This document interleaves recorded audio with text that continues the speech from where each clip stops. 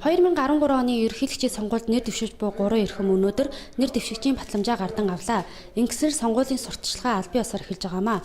Ардчилсан намаас одоогийн ерөнхийлөгч Илбэг Дорж нэр дэвшиж батламжаа гардан авсан бол түүний араас Монгол Ардын намаас нэр дэвшигч Бат Эрдэнэ, Монгол Ардын хувьсгалд намаас нэр дэвшигч Удуулнаар батламжаа авсан юм а.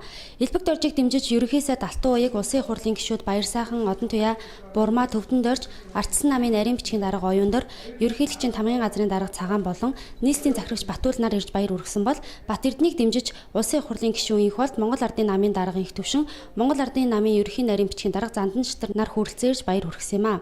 Харин Монгол Ардын хувьсгалд намаас нэр дэвшигч удуулыг дэмжихээр улсын их хурлын гишүүн Цог, Баянсланг, Баасанхүү, Хууль зүйн дэд сайд Эрдэнэ Жамин нар хүрэлцэн иржээ.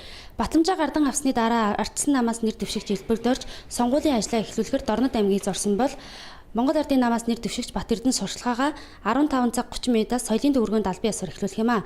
Харин Монгол Ардын хувьсгалд намаас нэр дэвшигч удвал Сүхбаатарын талбай орж Чингисийн өшөөнд хүндэтгэл илэрхийлж цэцэг өргөсөн юм а.